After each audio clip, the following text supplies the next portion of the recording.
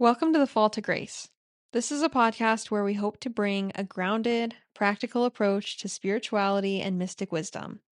In today's episode, my friend Connor and I are going to be talking about pain, emotional pain, and how we can transmute it as we walk the spiritual path. This is something I think everyone will be able to relate to, as pain is something inherent within life. So let's get into the episode, and please leave us a rate or review wherever you're listening. We would greatly appreciate it. And you can follow us on TikTok or Instagram at The Fall to Grace. Let's get into the episode.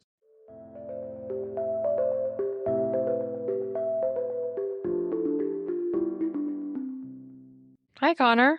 Cyan. What are we talking about today? Well, I wanted to talk about just the existential pain of being. It's something that's been on my mind a lot lately. And I think it's something that all of us share, is just this kind of pain. I mean, to me, it feels like an ache of, when you sit alone with yourself, there is always this pain. And it seems to me that we all kind of live from this place, that we experience this sadness and that we're so desperate to escape it. We just look to every single place but in to try and resolve this thing within us. And we try to find solace in a relationship or find purpose and meaning in a job or, in a hobby even, or even in travel or whatever it is that people are doing. But we need excitement and we need escape. Yeah.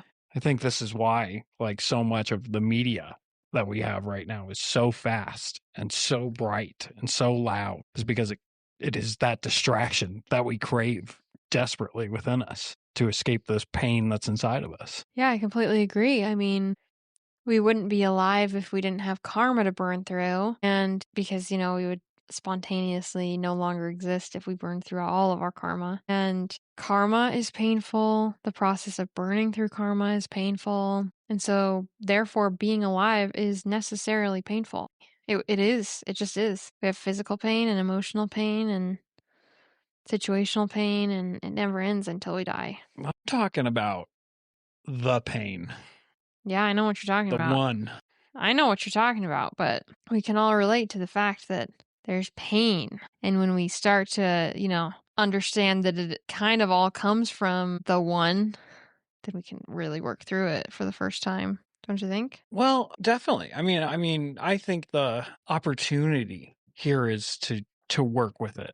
But I think most of us spend our lives not recognizing it. We do recognize a lot of the pain of a breakup or the pain of loss or the pain of not getting what we want. We're all very familiar with that feeling. But there's the intrinsic pain that I'm talking about, I think, just comes with existence. It's this, and to me, it's always been, not even always, but recently been explained by just the separateness and the separateness from the divine that I experience in this human life. But I didn't necessarily have that way to gauge it, and I didn't have that way to define it for much of my life. And so much of my life was spent just trying to escape it. I mean, it was just add more and more and more and buy more, find new people, find bright lights, find excitement, because I was so desperately afraid of being alone with this thing. And it's horrible. I mean, it is like a terrible pain, and it's fascinating. I just think it's existed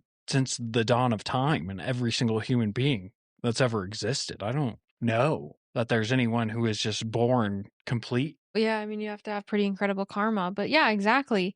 Those are the same pains. The pain for what I would call a higher power, and the pain, even physical pain. When you experience physical pain as pain instead of as a lesson, instead of bliss as bliss, then you haven't fully comprehended the divine. Nor have I. But you'll hear about these gurus who are in incredible physical pain, like Sri Ramakrishna, and his student was like, "Are you okay?" And he was like, "No, I'm in horrible pain." And the student was like looked into his eyes and said, "You're a liar. I can see that you're blissed out." It's because that is now connected to their conceptualization of the divine. You know what I mean? Yeah. Well, yes, but there's a lot between this and that. Yeah, sure. Right?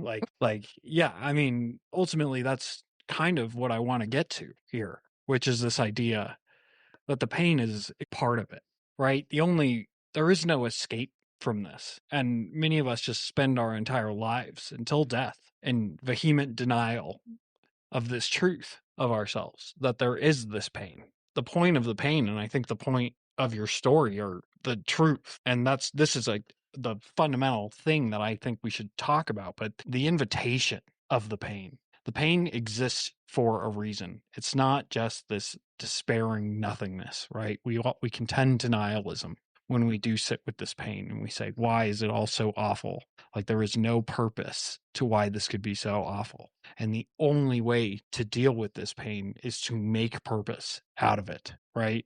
And so in your story, it's about recognizing and embracing that pain. Ramakrishna in that story, while he is in physical anguish, has embraced the pain to such a way that he's given so much meaning to it and he's found love in it. There's a lot of love in the separateness that we feel. And there's so much love in it that it was given to us in order for us to want to return so desperately to the divine and to that union. And this pain is why religions exist. I mean, this pain is why spirituality exists, because it's too much for it to be meaningless. Mm-hmm.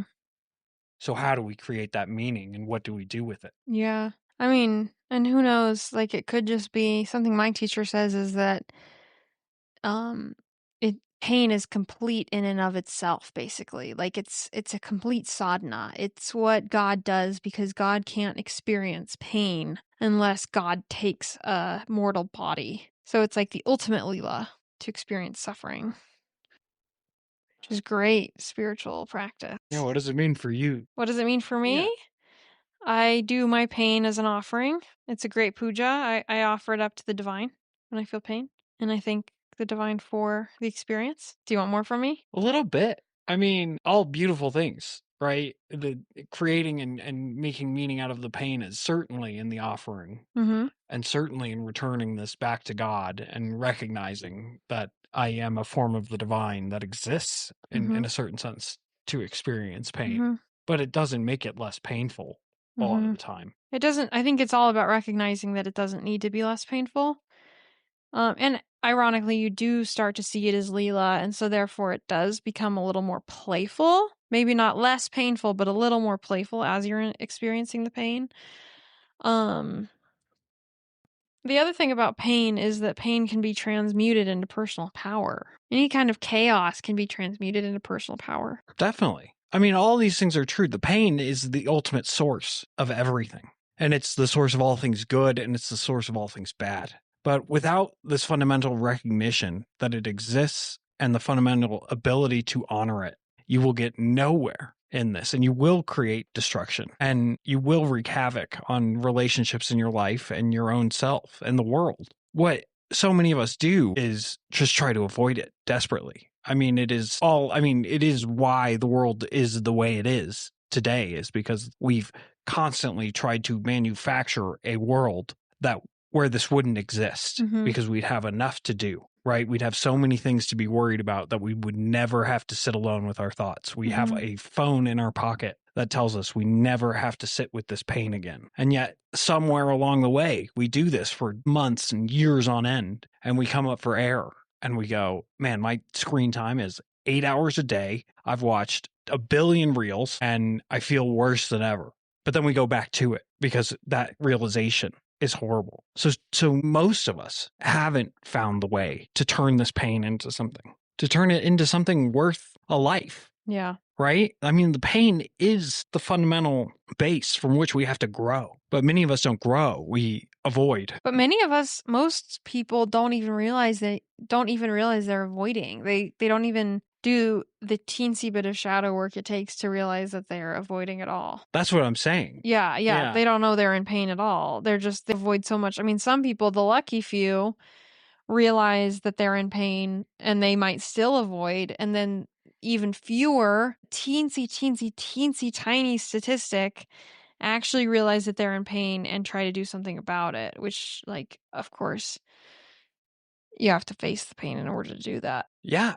Well, I mean, most of us think we're wrong for having it, would be my counterpoint. And so we pretend like we don't have it because it would be wrong. Mm-hmm. to not love every single aspect of life. And we have so much of the world that's trying to tell us that everybody is out here enjoying it all the time but you. Mm.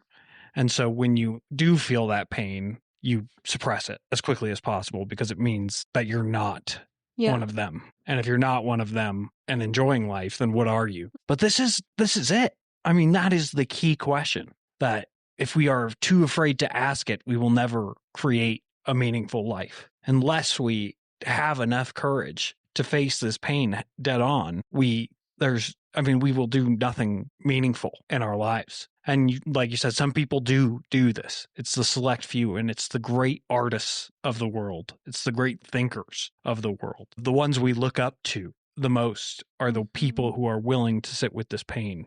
But that pain is yet too great to experience, that even though we can see that in their work and feel that coming through a song or a book or a movie, whatever it is, like we are still too afraid to look at it. And like the hardest truth about this whole thing is that like nobody can do this for you. You have to do this. Every single person on this planet has to do this for themselves. There's no person that's going to come rescue you. There's no job that's going to come rescue you. There's no family that's going to come rescue you. Like ultimately, you are alone, and that pain is yours to use. And that, I mean, it's terrifying. It's a mortifying fact to face this thing. First, until you realize you can eat the pain, and that every like little slice of pain that you get served is more fuel. Then it becomes exciting. A lot of steps between. I mean, there's a lot of feeling, and you've been through this, and I've been through this, right? I agree with you that like I can now see my pain for what it is, and I can use it, and I do use it. And in fact, it's the only thing you and I do. Go throw our pain in fires and offer it to God. Yeah. I mean, but that's because we've recognized that it's the only thing. Yes. Right? Yeah, I was talking about this with my more normie friends. I love you guys if you're listening, my book club friends. We were talking about my breakup that they knew kind of destroyed me. Someone asked like what I did about it or whatever. And I was like, well, I scrubbed the floor at a Shiva temple. I basically like got on my knees in the temple of destruction until I was more or less over it. Not that I'm completely over it still, I'm sure, but like that's what I did, that's transmutation. And it's full feeling. Yeah. I mean, that's the real truth here, is that this thing exists until you feel it the whole way through and until you use it. We are terrified of that heartbreak, and the fear keeps us from feeling it. And it keeps us from doing anything, and we trust in truths like time heals all wounds. But really, we've just actively suppressed all of the pain that we're feeling, and especially this primordial one of separateness. And I'm alone here. I'm alone when I come into this world, and I'm alone when I leave it. And I guess, like, for me, the way that I got over that, being on my knees in the Temple of Destruction, was to look at that fear in the face and be like, and? Is that so bad? I don't believe that we're alone. I believe that we're part of the cosmic oneness, actually. But I had to kind of surrender to the possibility that I would live and die and be birthed alone before I kind of came to that conclusion, if that makes sense. Sometimes you have to surrender to find the beauty. Sometimes you have to leap before the net appears, spiritually speaking. You have to fall. Yes. This is fall to grace. Is the fall. This is the fall. And it is a leap. I mean, this is where, the craving for out is also really strong here. And that's what most of us are afraid of, is that we would ever want to die. Wanting to die is the first step in finding purpose and meaning. There's no way around it. And you have to take that leap, and you have to say, I want to live. And if I'm going to live, then I have to deal with this pain. Not I'm just going to avoid this forever and pretend like it doesn't exist until the day I die. And I'm going to fill my house with noise, more and more noise, until I die in relative, aloneness still. It's about being able to embrace this fully and find beauty in it. And that means working through those bigger questions and those harder questions and those harder realities, those harder feelings, the ones that you're not supposed to have. I'm not supposed to feel like I want to die. That's what the world tells me, but I do, right? And I have, and other people do, and they have. And this is the idea. It's when it gets dark, keep going. You can't run from this. There's nowhere to put this. Nobody's coming to save you from this. And so how do you transmute this? Yeah. And what do you do with it? And recognize that those people who are making you feel that asking that, like, or saying, I want to die, you can recognize that they're not integrating their shadow. If they're saying that, then they're probably not integrating their shadow because it is completely natural and like a part of the path, like you're saying, to have that feeling that you want to die. That makes sense. This is a really painful existence. Why would that not cross our minds? The only way it wouldn't cross our minds, I think, is if we haven't integrated that side of ourselves. If we've pushed that so deep down that it's now become a part of our shadow. And that's a fucking problem. It is. I mean, it is a problem, but I mean, it's also the natural course. I mean, most people, this is where our minds are at work and our feelings are doing something different. And it's far more easy to trust in what the mind tells you, which is that it's all fine. There's fun to be had. There are good things too, right? And this is always the counterbalance that we try to give when somebody does express this. But haven't you seen don't you have all these people who love you and you have all this to live for and there's roses outside and it's beautiful. But that's not the antithesis of this. And that's not the solution to this. Right. Is to pretend like nothing's bad and that everything is good and that the good things outweigh the bad things in this life. It's to keep pushing through that. Yes. To understand that this is your gift, that pain has been given to you to hold and to use to create. It has to be a fire and it has to create some of the hardest feelings that you've ever experienced. And all of that energy and all of that darkness is this huge fire from which you can defy, When you decide you truly want to live and then you are going to honor your life, you create a life worth honoring, which is just like, this is a war. Like, this is not that fun. And I'm not like thrilled about pretending like it is, right? Like, this is deadly painful all the time. And doing things is very hard. And like keeping up appearances is very hard. And as long as we pretend like it doesn't happen, like this pain does get pushed deeper and deeper down. And we start to act from that place without even understanding it's there. And that's when we can do some real damage. And so if we do want to live in this world and to not harm others and to create meaning, like we have to sit with those questions. Deadly earnest. Camus won the Pulitzer Prize for this, or the Nobel Prize, actually, which was the myth of Sisyphus starts out with that question. So it's the only, suicide is the only question. Absolutely. You have to decide whether you want to live or if you want to die. And if you want to die, then if you want to live, then this is what you have to do, is create meaning. 100%. And that's where strength lies. Strength does not lie in pushing that down until it becomes part of the shadow, even though that's what society will have you believe. That is not where the strength lies. And strength does not lie in taking yourself out of the game. Strength lies, and I completely agree with Camus, strength lies in saying, fuck you, universe, I'm going to keep going. In spite of it all. You have to keep going. And you have to transmute it. And you start being able to transmute it, you'll find your own version of strength, and it's very empowering. And then you get addicted to the personal power, and it's a good thing, Talk to me more about the power. Well, I don't know. Now maybe I'm speaking too much from a tantric perspective as opposed to a neutral perspective, but this is just what I found for myself, is I feel more and more like power in my energy field as I'm able to transmute it. It becomes easier. It's like a snowball effect, I guess. You know what I mean? I think so. I find it to be very juicy. This is what I've always thought of it when you were talking about eating it. Yeah. Like, I really resonate with that idea, which is just like, I am biting into meaning. Yes. Right now. Yes. And that's something I hadn't experienced before when I was trying to get a promotion, right? Like, that felt meaningless. And like many of my relationships felt meaningless and superficial. So when I took a bite out of that despair, like, I was crunching on to something. And all of a sudden, my defiance became meaningful.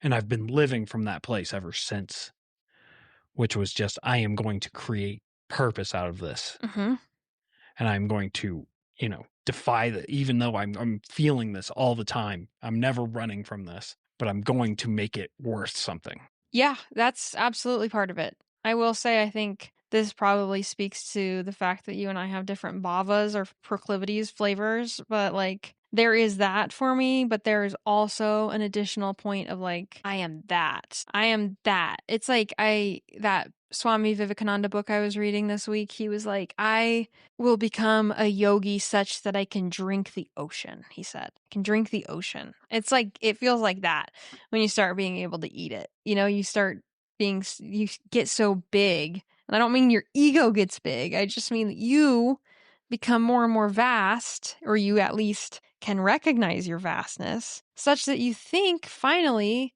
that drinking the ocean could even be a possibility within the realm of possibility for you. Does that make sense? No. Hmm.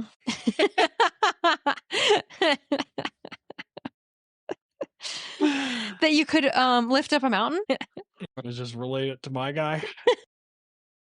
No, I mean, I do understand what you're saying, but it's just taking a step in the right direction, Right. right? Like every direction I went was outwards. And when I started to take steps inwards, it became a trudge. But because it was a trudge, it felt meaningful, right? And I think people experience this like when they are working out, which is just like, if I can do a personal record here, I've created meaning because I fought for this and I created strength and I've, worked for this. Like we don't work for our lives in such a way. And so when we start to work for our lives, we start to experience joy and we start to experience some of these deeper emotions like compassion and like joy and freedom, right? Like this is about unraveling the wound up ball that I am. And when I can actually start to feel this thing unravel, I have meaning and there's a purpose to keep going. This is Sisyphus, right? This is you just keep going.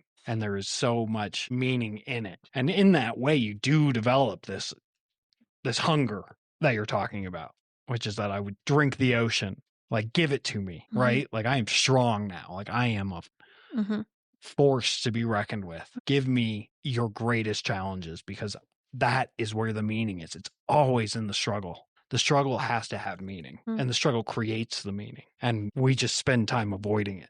So we have to turn to it or else the misery continues. And that's what power is. Give it to me. Yes. I'm going to push. Yes.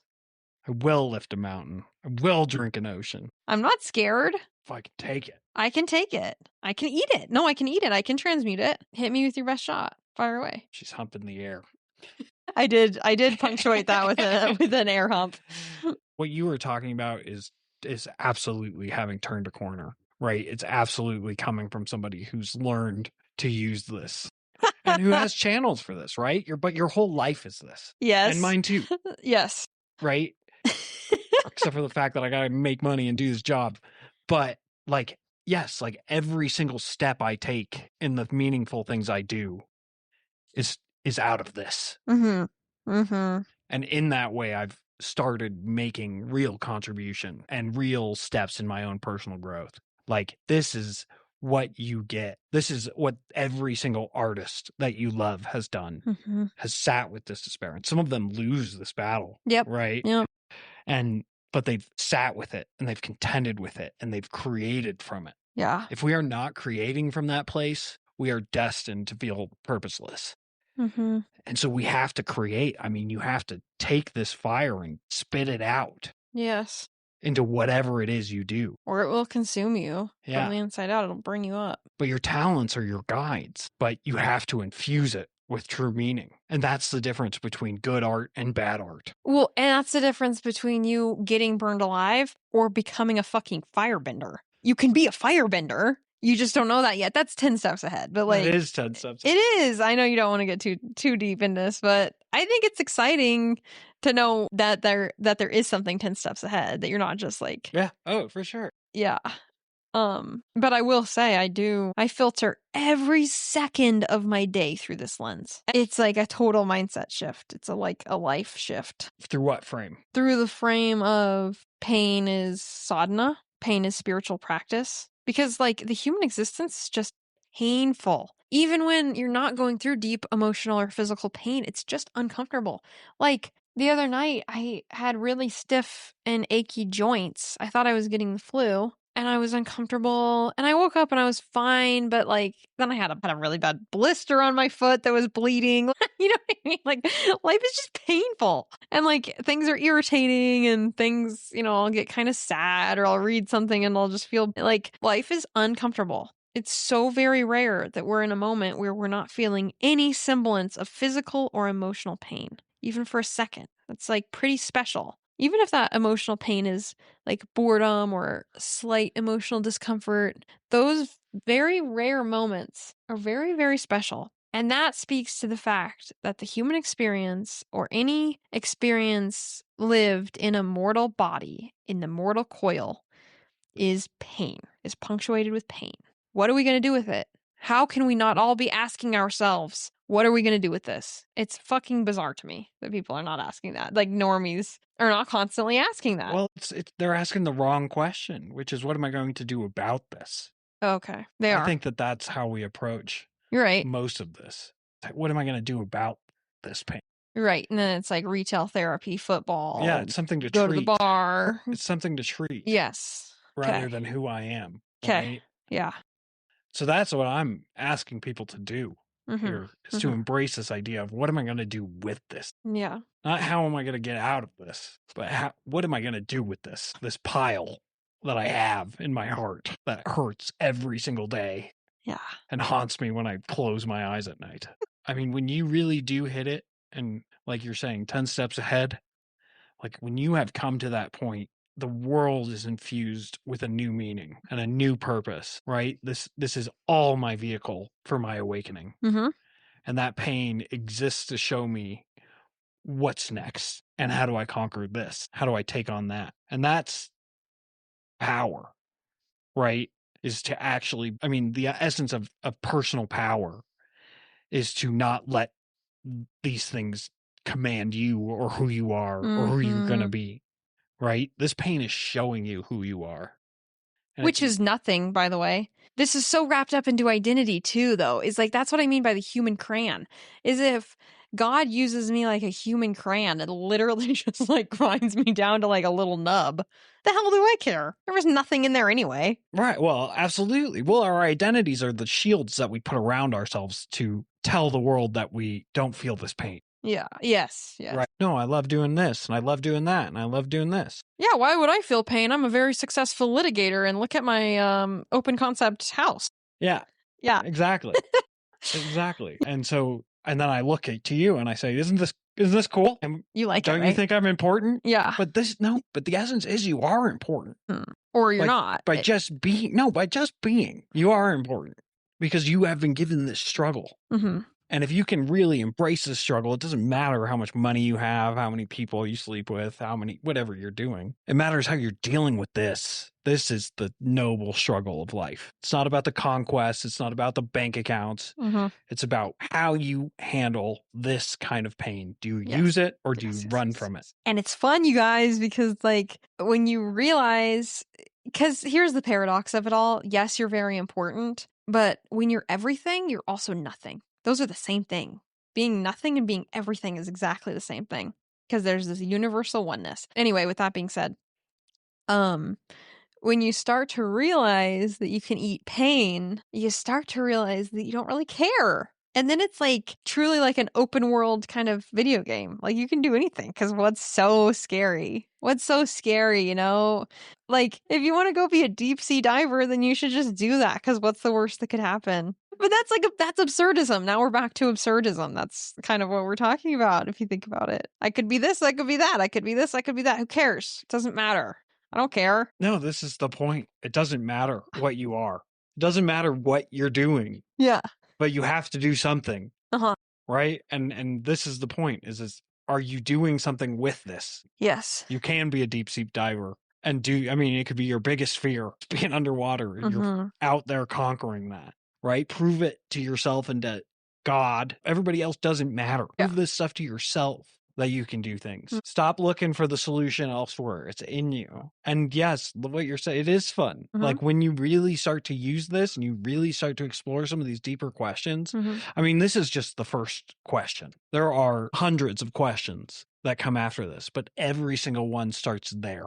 which is this idea of pain and this idea of being afraid to feel it and afraid to see it and afraid to recognize it, such that I'm living in my own little reconstructed world where I'm just waiting for the next exciting thing before I go. Yeah. And so when you really do start to use it, you do find that new purpose. Yes. And you do find that new freedom, and you do find a lot of joy, because joy exists in spite of this pain. And joy is fully integrated with that pain. As you said, it doesn't exist without that pain. You can get happy. You can go find happy in a reel and giggle at it, or watch a fun movie, or go ice skating, whatever. That's happy. But this is joy. I mean, I am thrilled that I've been given this gift. Give me something else to do with it. Totally.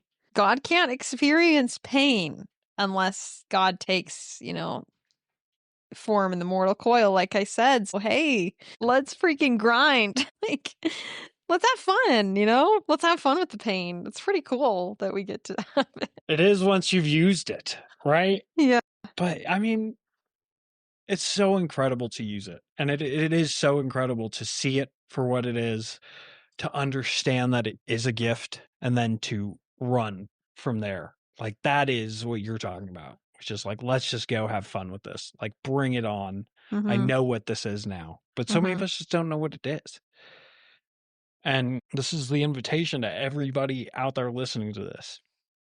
Is to recognize that that is your baseline, that that's where you're living from, and that that's where your meaning is going to come from. When you create, it needs to be from there. Yeah.